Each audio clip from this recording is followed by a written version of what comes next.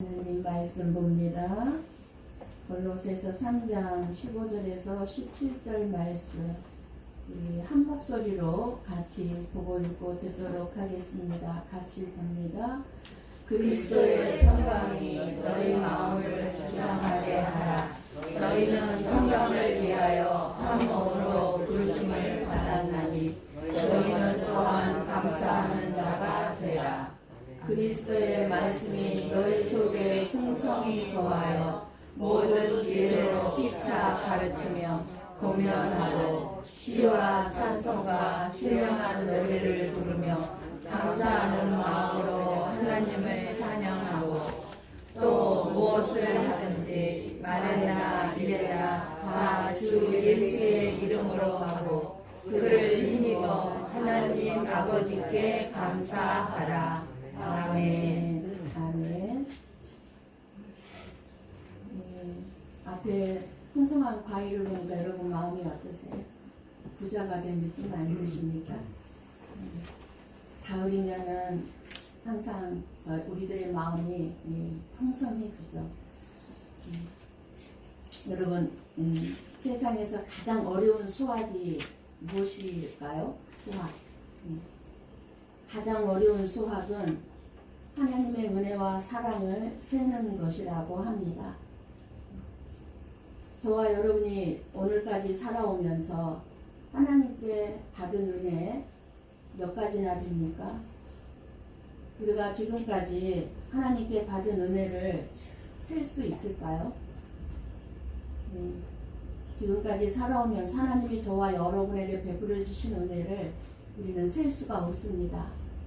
그러니까 셀 수가 없을 정도로 많아서 하나님의 은혜를 셀 수 있는 이 수학, 어려운 수학이라고 합니다. 그래서 아무리 감사해도 모자란 것이 하나님께 감사하는 것입니다.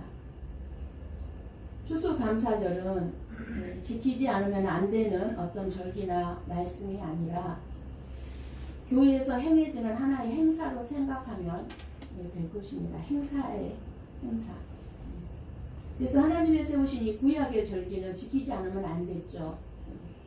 수장절이라고도 하는데 여러 절기들이 있지 않습니까? 그런데 이 모든 절기들은 하나님이 보내주신 예수 그리스도로 인해서 완전해졌기 때문에 이제 그런 절기를 굳이 지키지 않아도 됩니다. 그러나 우리가 이런 추수감사절 예배를 통해서 우리가 하나님이 우리에게 베풀어 주신 얼마나 놀라운 복이 많은지 그리고 우리가 어떤 복을 누리게 되고 있는지를 깨닫게 해주시고 또 보여주고 있기 때문에 이게 교회가 모든 교회들 행사로서 추수감사절 예배를 드리는 것입니다. 그러므로 추수감사절은 곡식이나 열매를 거두거나 먹을 양식을 주신 것을 감사하기 위한 날이기도 하지만 그러나 더 근본적인 추수감사주일은 바로 하나님의 은혜를 다시 한번 깨닫고 범사에 감사하는 감사를 회복하는 감사주일인 것입니다. 우리가 항상 범사에 감사하는 삶을 살아야 한다고 알고 있고 수없이 들었고 생각하고 있으면서도 감사를 잊어버리고 살아갈 때가 너무나 많기에 그리고 오히려 불평과 원망의 삶이 얼마나 많이 있는지 모릅니다. 세상의 고달픔과 아픔 속에서 감사보다는 우리 입술에서는 끊임없이 원망과 불평이 더 많이 나오고 그렇게 말하면서 살아갈 때가 너무 많지 않습니까? 왜 감사하라는 걸 잊어버리는 거예요. 끊임없이. 그러니까 나도 모르게 내 입에서 감사보다는 원망과 불평이 나와요. 불평과 원망 이러한 것들은 마귀를 기쁘게 하는 삶이요. 마귀를. 그리고 감사는 하나님을 기쁘시게 해드리는 삶이 되는 것입니다. 그러니까 우리는 우리 자신도 모르게 하나님을 기쁘시게 해드리는 삶을 살고 싶어 하면서 하나님을 기쁘시게 해드리지 못하는 삶을 너무나 많이 살고 있다는 것입니다. 우리 한번 시편 37편 1절 2절과 7절 8절 말씀을 같이 보고 읽고 듣습니다. 1절 2절 봅니다. 악을 행하는 자들 때문에 불평하지 말며 불의를 행하는 자들을 시기하지 말지어다. 그들은 풀과 같이 속히 배임을 당할 것이며 푸른 채소같이 세잔할 것임이로다. 여호와 앞에 잠잠하고 참고 기다리라. 자기 길이 형통하며 악한 꾀를 이루는 자 때문에 불평하지 말지어다. 분을 그치고 노를 버리며 불평하지 말라. 오히려 악을 만들 뿐이라. 아멘. 아멘. 예, 불평과 원망은 죄 아닌 것 같으면서도 무서운 죄이고, 그리고 우리를 불행하게 만드는 원인입니다. 무엇인가가 나를 불행하게 하는 게 아니라 내 안에서 나오는 불평과 원망이 나를 불행하게 하고 나를 힘들게 하는 것입니다. 그래서 미움, 불평, 원망은 마귀에게 사로잡힌 결과이므로 불행해질 수밖에 없습니다. 불평하는 습관을 갖게 되면 마귀의 다스림을 받게 되고 불행한 일이 끊임없이 찾아오게 됩니다. 힘들지 않는 일도 힘들게 느껴지는 거예요. 그래서 끊임없이 우리의 인생이 힘들어요. 불평을 습관을 가지면. 그러나 감사의 습관을 갖게 되면 성령님의 다스림을 받게 되기 때문에 늘 행복한 날이 찾아옵니다. 힘든 일이 와도 감사를 해버리면 내 마음이 행복해지기 때문에 힘든 줄 모르고 이겨낼 수 있는 거예요. 그런데 저나 여러분이 불평, 원망을 많이 할 때가 있는데, 불평, 원망은 궁극적으로 하나님을 신뢰하지 않고 있다는 증거입니다. 내가 하나님을 믿지 못하고 있는 거예요. 하나님의 일하심을 믿지 못하고 있기 때문에 불평하고 원망하는 거예요. 언제나 긍정적으로 평가하고 우리가 다른 사람들을 평가할 때도 장점을 들어서 좋게 평가하는 습관을 갖는 것이 중요합니다. 다른 사람을 나쁘게 말하는 것은 그 상대방에게도 큰 해를 끼치는 것은 말할 것도 없겠지만, 그러나 무엇보다도 내 자신에게 좋지 않는 말을 나 또한 듣게 되어 있다는 사실입니다. 반드시 그렇습니다. 저 사람 가까이 하다가 나도 피해를 보겠구나, 멀리 하자, 이렇게 되는 것입니다. 불평과 비판의 습관, 원망의 습관을 버려야 하나님께도 그리고 사람에게도 사랑을 받고 존경을 받습니다. 하나님 앞에도 존귀한 존재가 되는 것입니다. 그런데 여러분, 마귀가 못하는 것이 세 가지가 있습니다. 여러분도 알고 계실 거예요. 마귀가 못하는 것이 무엇입니까? 회개를 못합니다. 자기가 잘못한 줄 알면서도 회개할 줄을 모릅니다. 또 하나, 감사할 줄을 모릅니다. 마귀는 하나님 앞에 불평을 함으로 인해서 쫓겨났잖아요. 그래서 끝까지 감사할 줄을 모릅니다. 그리고 마귀가 할 줄 못하는 게 찬양입니다. 마귀들이 못하는 것은 회개, 감사, 찬양을 못합니다. 근데 저와 여러분은 어떻습니까? 저와 여러분은 회개할 수 있습니다. 감사할 수 있습니다. 찬양할 수 있는 자들입니다. 하나님 앞에서는 저나 여러분이 잘못을 해도, 그리고 잘해도, 그리고 못해도 괜찮습니다. 하나님 우리에게 뭐라 하지 않습니다. 우리가 잘못한다고 우리 책망하지 않습니다. 하나님은 우리가 잘못할지라도, 혹여 내가 죄를 졌다 할지라도 내가 회개만 하고 하나님 앞에 돌아오면 하나님은 나를 너무너무 기뻐하십니다. 그래, 괜찮다. 하나님만이 나를 괜찮다고 해주세요. 이렇게 하나님의 은혜를 알고 감사하며 찬양하는 자를 하나님은 축복해 주시는 분이십니다. 일본의 신학자인 우찌무라 간조는요, 하나님 앞에서 저주받은 사람 셋이 있다고 말했습니다. 자주 예화를 드리는 말씀인데요. 첫째, 저주받은 사람은 누구입니까? 아무리 해도 믿으려고 해도 하나님이 안 믿어지는 사람은 저주받은 사람이다. 하나님이 안 믿어지는 거예요. 하나님을 믿어보려고 하는데 하나님이 안 믿어져요. 그러니까 저주받은 사람이다. 그리고 두 번째 저주받은 사람은 아무리 성경을 읽고 아무리 하나님의 말씀을 들어도 하나님의 음성이 들리지 않는 사람이다. 오늘 또 설교를 듣는데 이 설교가 인간의 말이 아니라 하나님이 나에게 이렇게 감사하라고 말씀을 해주시는구나. 이렇게 하나님의 음성으로 들어야 되는데 아, 저 목사가 나를 오늘도 때리네, 치네. 이렇게 들으면 그게 하나님의 음성이 들리지 않는 거예요. 이 저주받은 사람이라. 그리고 세 번째 저주받은 사람은 아무리 감사하려고 해도 감사가 되지 않는 사람이 저주받은 사람이라고 했습니다.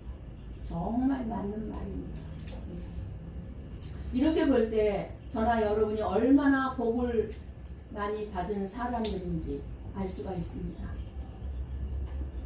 하나님이 믿어져서 이렇게 하나님 전에 나와서 추수 감사 예배를 드리고 하나님의 말씀을 듣고 읽을 때마다 하나님의 음성으로 듣게 되니 얼마나 복 있는 자들입니까? 이 복을 무엇으로 헤아릴 수 있겠습니까? 이 가치를 무엇으로 비교할 수 있겠습니까? 저와 여러분이 정말 올바르게 하나님을 알고 있다면 하나님의 뜻에 맞는 감사가 있어야 합니다. 하나님을 영화롭게 할 수 있는 감사의 예배가 있어야 하는 것입니다. 그것만이 하나님의 은혜를 잊지 않고 있다는 증거가 될 것입니다. 구원받은 하나님의 자녀들에게는 모든 것이 합력하여 선을 이룬다고 했습니다. 하나님이 지으신 모든 것을 감사함으로 받으면 버릴 것이 없다고 했습니다. 저나 여러분의 인생 속에 찾아오는 모든 일들, 내가 싫든 좋든 그 모든 일들을 감사함으로 받아들이면 버릴 것이 없다는 거예요. 이런 일은 나에게 없었으면 좋았을 것을. 그러나 이것을 하나님 앞에 내려놓고 감사하면 이것은 하나님 어떻게 해주십니까? 역전을 시켜주신다는 것입니다. 악도 선으로 바꿔주신다는 분이십니다. 그래서 합력해서 선을 이루시는 분이십니다.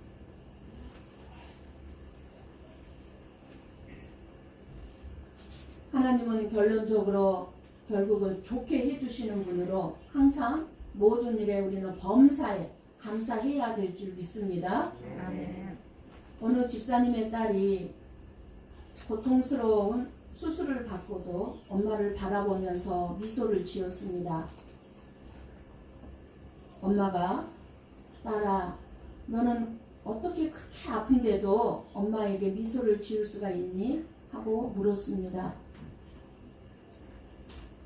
나는 엄마가 나를 얼마나 사랑하신다는 것도 알고 있고 내가 고통스러워하는 모습을 엄마가 보면 엄마가 더 괴로워하실 것을 알기 때문에 될 수 있는 대로 내 아픔 참고 괜찮은 것처럼 웃었어요. 이렇게 말하더랍니다.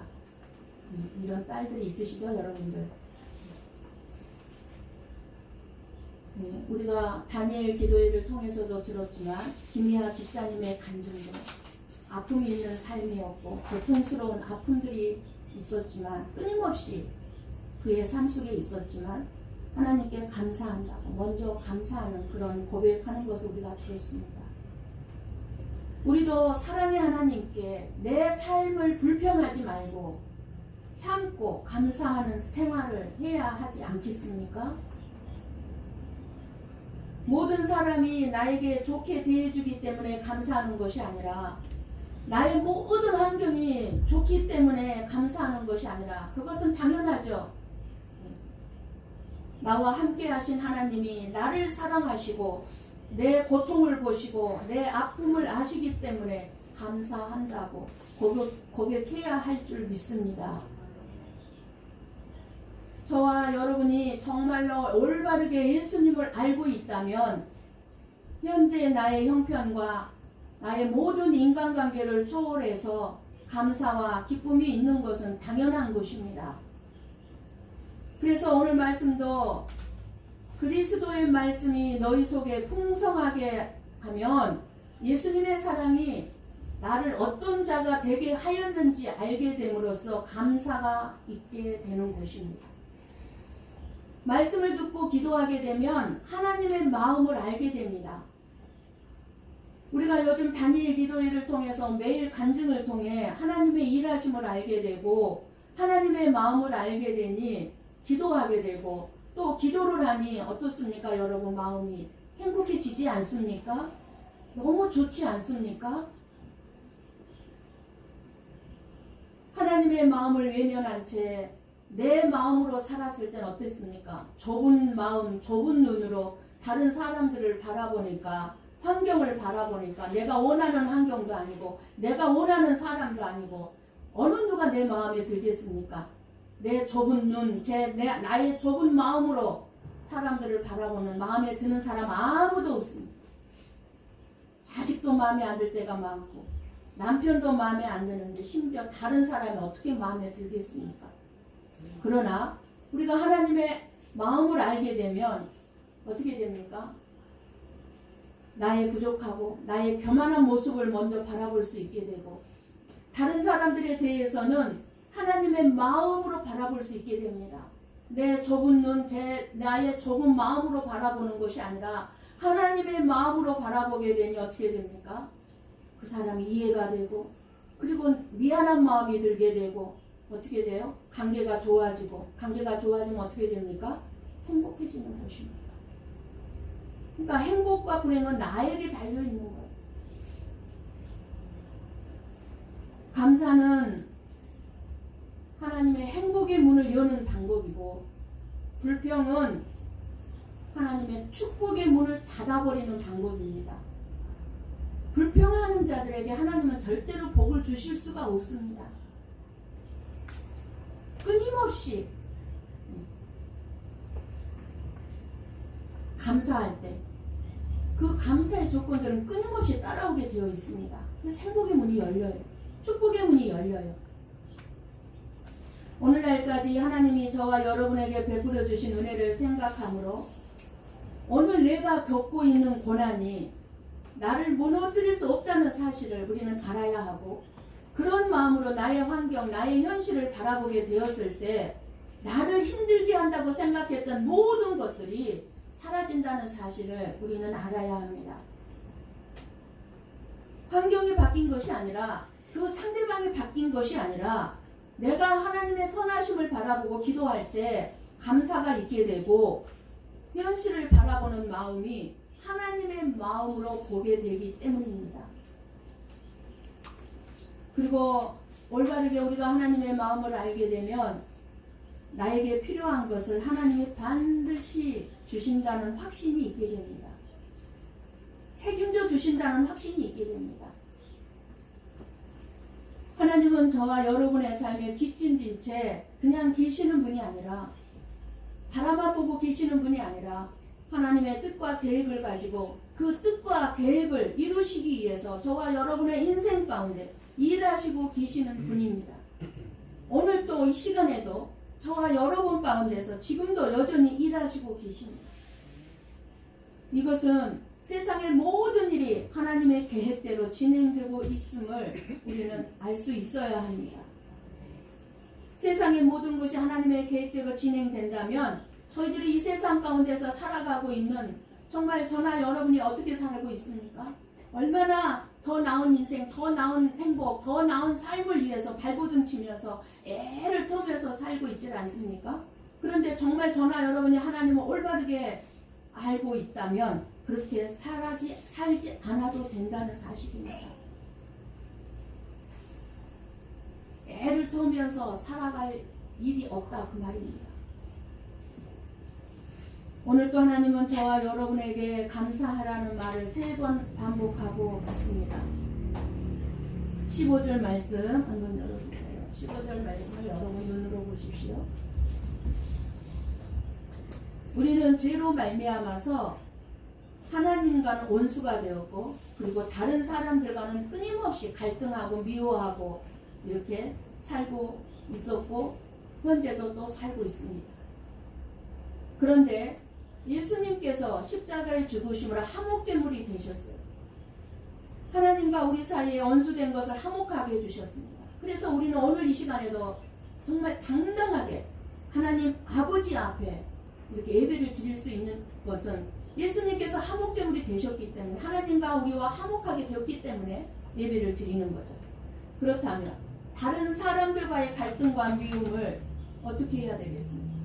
역시 예수님께서 저와 여러분 인간과 인간과의 관계를 다 처리해 주셨기 때문에 우리는 또 서로 화목하면서 서로 사랑하면서 살게 하셨습니다. 가능하다 그 말입니다. 불가능한 것이 아니다 그 말입니다. 우리에게는. 이 은혜를 입었기에 우리는 마땅히 감사하면서 사는 자가 되어야 합니다. 가정에서 감사하는 마음을 가지고 살면 부부가 화목해지죠. 부부가 서로 감사하는데 어떻게 화목하지 않을 수 있겠어요?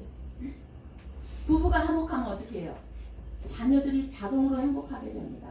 내가 일부러 내 자녀한테 행복하게 해줘야지 할 필요가 없어요. 내 자녀한테 집착할 필요가 없어요. 부부가 행복하면 자녀들은 그 모습만으로도 자동으로 행복하게 자랍니다. 감사한 마음을 가지면 직장에서도 마찬가지입니다. 서로 동료들 간에 감사하는 마음을 가져요. 사장은 직원들에게 감사하는 마음을 가져야 되고, 직원들은 사장에게 감사하는 마음을 가져야 돼요.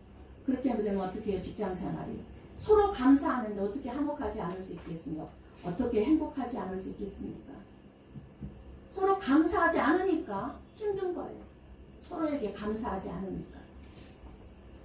이렇게 감사한 마음을 가지면 어떤 환경 속에서도 서로 화목하며 내 마음에 평강이 넘치고 행복하게 살아갈 수 있다는 사실입니다. 그러나 우리가 서로 마음으로 비교하고 모이고 악한 영의 다스림을 받고 있다면 감사는 물론 마음의 평강 또한 있을 수가 없습니다. 잠언 4장 23절을 봅니다.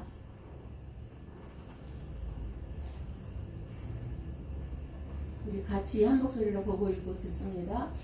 모든 지킬 만한 것 중에 더욱 내 마음을 지키라. 생명의 근원이 이에서 남이니라. 뭐라고 말씀합니까? 지킬 만한 것 중에 우리는 지킬 만한 게 너무 많죠. 그러나 무엇을 지키라는 거예요? 우리의 마음을 지키라는 것입니다. 불평, 불만, 미움들이 틈타지 않도록 감사가 언제나 있도록 지키라는 것입니다. 마음. 왜요? 내 딸아, 내 자녀들아, 너희들이 행복한 삶을 원하면 그러라는 거예요. 골로새서 4장 2절 말씀을 봅니다. 같이 봅니다. 기도 계속하고 기도에 감사함으로 깨어 있으라. 감사함으로 언제나 깨어 있으라고 말씀합니다. 우리의 마음이 잠자는 사이에 악한 영, 기도하지 않는 것은 잠자는 거예요. 기도하는 영은 깨어있는 영이에요. 그런데 우리가 기도하지 아니하고 잠자는 사이에 악한 영이 와서 원망과 불평, 미움의 씨를 심지 않도록 우리는 감사의 햇불을 언제나 밝혀서 내 마음을 깨어 지켜야 합니다. 그렇게 하지 않으면 악한 영이 사탄 마귀가 심어놓은 불평, 원망, 미움의 씨가 자라요.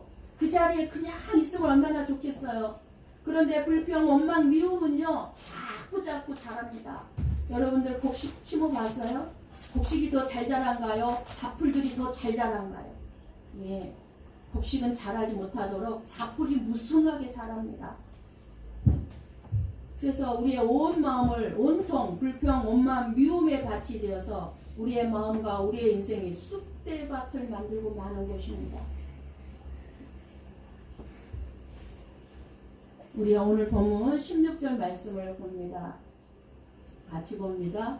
그리스도의 말씀이 너희 속에 풍성히 거하여 모든 지혜로 피차 가르치며 권면하고 시와 찬송과 신령한 노래를 부르며 감사하는 마음으로 하나님을 찬양하고 있습니다.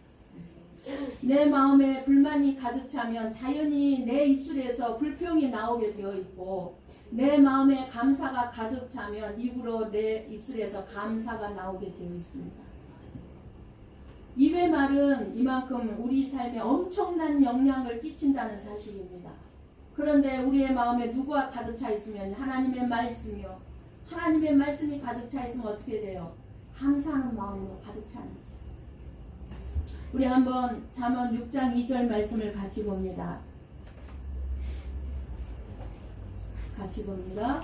내 입의 말로 내가 얽혔으며 내 입의 말로 인하여 잡히게 되었느니라. 여러분 이런 경험 많이 해보셨죠? 내 입의 말 때문에, 내가 한 말 때문에 내가 구덩이에 빠지고 내가 힘들게 된 경우 얼마나 많이 있습니까? 우리가 불평이나 원망의 말을 하게 되면 계속하면 그 불평의 말이 결국 불평의 집을 짓게 됩니다.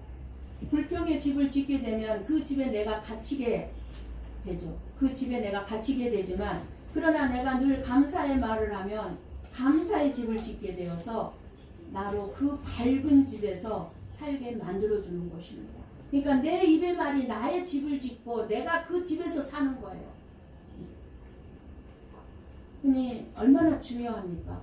내 입에서 어떠한 말이 많이 나가고 있습니까? 감사의 말, 칭찬의 말, 인정해주는 말, 격려의 말, 위로의 말이 많이 나갑니까? 아니면 헐뜯고 비난하고 험담하고 불평하고 원망하는 말이 많이 나갑니까? 지금 그 집을 짓고 있는 거예요.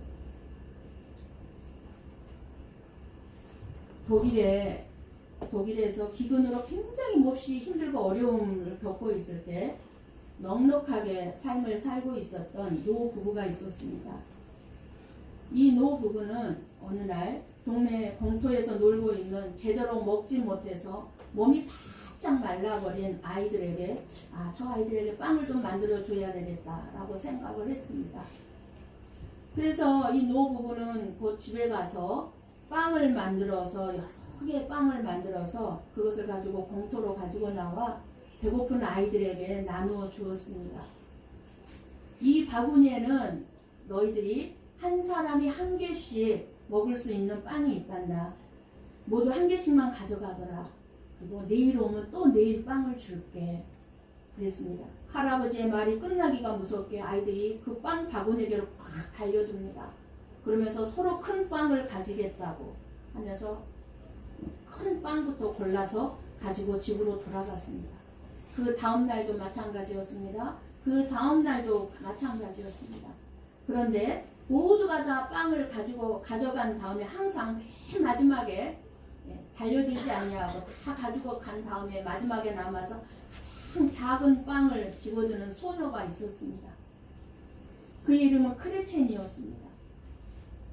언제나 가장 작은 빵이 자신의 차지가 되었지만 이 크레첸이라는 소녀는 집으로 돌아가기 전에 이 노 부부에게 감사합니다.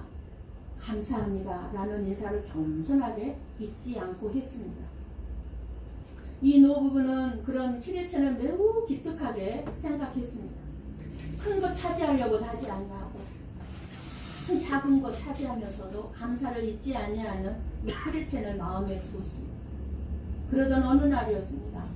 그날도 노 부부가 나눠준 빵을 감사히 받아들고 돌아간 이 크레첸은 동생과 나눠 먹기 위해서 빵을 쪼개다가 그 안에서 반짝이는 은하 6입을 발견했습니다. 크레첸은 깜짝 놀라서 얼른 그 은하 6입을 가지고 이 노 부부에게로 달려갔습니다. 할아버지는 숨을 헐떡이며 달려온 이 크레첸을 향해서 빙긋이 웃으며 말했습니다.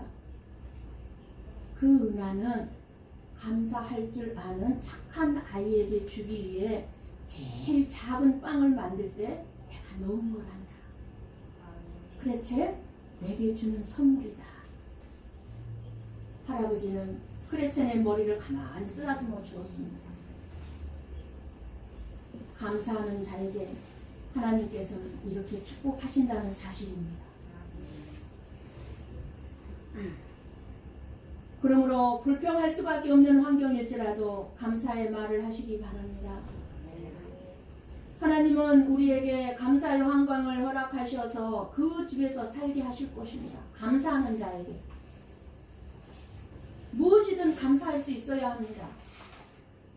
감사하면 사랑을 알게 되고 무엇보다도 사랑을 받는 자가 됩니다. 왜 나를 사랑하지 않지? 왜 사랑하지 않을까요? 한번 돌아보셔요. 왜 내가 사랑을 받지 못하지? 왜 사랑을 받지 못할까요? 한번 돌아보세요. 언제나 감사합니다, 감사합니다 해보면 모든 주변 사람으로부터 사랑을 받게 되어 있습니다.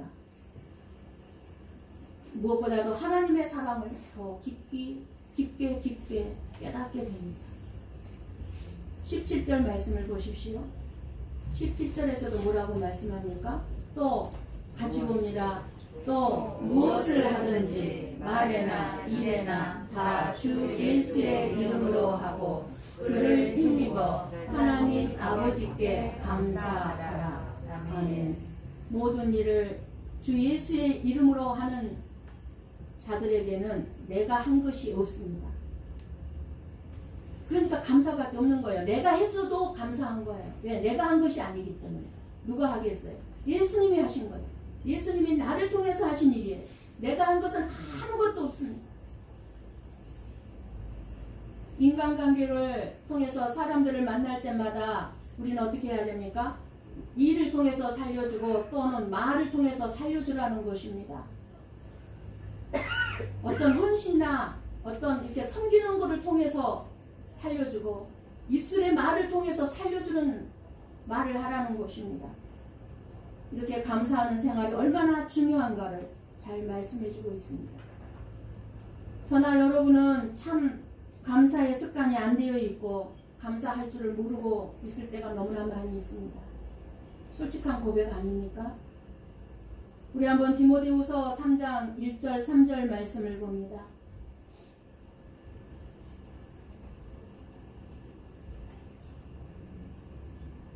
1절 2절부터 그런 걸까요? 사람들이 자기를 사랑하며 돈을 사랑하며 자랑하며 교만하며 비방하며 부모를 거역하며 감사하지 아니하며 거룩하지 아니하며 무정하며 원통함을 풀지 아니하며 모함하며 절제하지 못하며 사나우며 선한 것을 좋아하지 아니하며. 저와 여러분의 모습 아닙니까? 1절 한번 봅니다. 너는 이것을 알라. 말세에 고통하는 때가 이르러. 2절 3절 그 얘기예요. 지금이 말세죠. 마지막 세대입니다. 이 말세 때 고통하는 때가 왜 고통가 온다는 거예요? 2절 3절입니다. 2절 3절을 잠깐씩 열어주세요. 이렇게 말세에 나타나는 특징을 말씀해 주고 있는데 그 중에 한 가지는 감사하지 않는 것이라고 말씀해 주고 있습니다. 여러 가지 증상들이 있지만 저와 여러분의 삶 속에 이러한 증상들이 다 있지 않습니까? 그런데 그 중에 하나가 감사하지 아니하며 원망과 불평하게 되면 우리의 생각이 어두워지고 점점 내 고집, 아집에 빠집니다. 절망에 빠져 헤어나지 못하고 교만해서 내가 받은 바를 모르고 내가 받은 것에 대해서는 알지 못하고 그저 받지 못한 것만 생각하면서 감사할 줄을 모릅니다. 그러나 감사로 모든 원망을 물리치는 순간 우리의 마음이 열리게 됩니다. 오로지 겸손한 사람만이 감사할 수 있습니다. 로마서 1장 21절 말씀을 봅니다. 같이 봅니다. 하나님을 알되 하나님을 영화롭게도 아니하며 감사하지도 아니하고 오히려 그 생각이 허망하여지며 미련한 마음이 어두워졌나니. 아멘. 아멘. 이 세상이 타락하는 것은 저와 여러분의 인생이 고통스럽고 힘든 것은 하나님을 알되 하나님을 영화롭게 하지 아니하고 감사하지 아니한다고 했습니다. 그래서 고통스럽고 힘들다는 거예요. 세상의 흐름에 따라 사람들이 타락하면요 앞으로 갈수록 그럴 거예요. 이런 현상들은 끊임없이 나타날 것입니다. 하나님 앞에 감사할 줄도 모르고 영광 돌리지도 못하고 허망하고 미련한 것에 마음이 어두워지고 그러니 어떻게 돼요? 다른 사람들을 사랑할 수 있습니까? 하나님도 사랑하지 않는데 어떻게 다른 사람들까지 사랑할 수 있겠습니까? 우리는 큰 일뿐 아니라 작은 일에도 감사하고 좋은 일이 있을 때뿐만 아니라 고난을 당하고 슬픔을 당할 때에도 감사하라는 것이 하나님의 명령입니다. 교회와 가정 그리고 내 삶과 여러분이 다니는 직장을 무너지게 하는 것은 작은 불평으로 시작됩니다. 큰 문제나 큰 어려움이 있을 때는요 교회에도 큰 문제가 난다면 모든 성도들 하나로 확 합칩니다. 하나가 됩니다. 그래서 그것을 이겨내려고 합니다. 가정도 마찬가지고 직장도 마찬가지입니다. 똘똘 뭉쳐서 해결해 나가려고 합니다. 그런데요 조그마한 불평 한 원망이 우리는 그냥 대수롭지 않게 여기게 되죠. 그런데 그 작은 원망, 작은 불평이 결과는 어떻게 됩니까? 점점 교인들 간에 갈등을 일으키고 갈등이 생기고 그리고 부부 사이에 관계가 멀어지고 그리고 직원들 간의 갈등이 커지게 되면서 결국에는 어떻게 돼요? 마귀가 본격적으로 활동할 수 있는 공간을 허락하게 되고 결국은 어떻게 너도 망하고 나도 망하는 거예요. 결국은 같이 망하는 것입니다. 작은 불평, 작은 원망. 그러므로 교회 안에서나 가정 안에서나 직장 안에서나 불평이나 원망의 마음이 싹트기 시작할 때, 아, 내 안에 불평이 찾아왔다, 원망이 찾아왔다고 생각될 때 우리는 예수님의 십자가를 바라보며 담대히 물리쳐야 할 줄 믿습니다. 우리 삶의 포도원을 큰 여우가 찾아와서 파괴하고 무너뜨리는 것이 아니라 작은 여우가 들어와서 포도나무의 뿌리를 갉아먹음으로 시작되는 것입니다. 이 작은 여우가 바로 무엇입니까? 불평과 원망과 미움이요 시기 질투인 것입니다. 이 작은 여우들이 우리의 인생을 무너뜨려요. 그러면 어떻게 감사하는 마음을 가지고 살아갈 수 있겠습니까? 누구든지 감사하고 살고 싶겠죠. 이게 마음대로 안 되잖아요. 무엇을 하든지 일에나 말에나 예수 그리스도를 주인으로 모시고 다스림을 받아야만 가능합니다. 내 중심의 마음이 되니까 내 감정을 이기지 못하는 거예요. 우리는 끊임없이 내 중심적으로 말하고 내 중심적으로 생각하고 내 중심적으로 살고 있습니다. 내 생각, 내 욕심을 이기지 못하니까 결국 악한 영의 어둠이 내 마음을 점령하게 되어버리는 것입니다.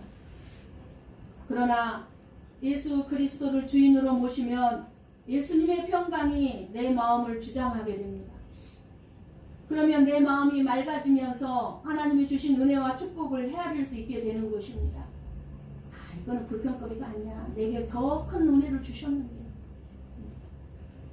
이렇게 감사하는 마음을 가지면 하나님께 영광이 되고 내 자신은 행복해지고 내가 행복해지면 다른 사람을 살려주는 존귀한 존재가 되는 것입니다. 우리는 이렇게 하지 않고 무조건 존귀한 존재가 되고 싶어 하지만 아무렇게나 산다고 존귀한 존재가 되지 않죠. 감사하는 자에게 존귀한 존재가 된다는 사실.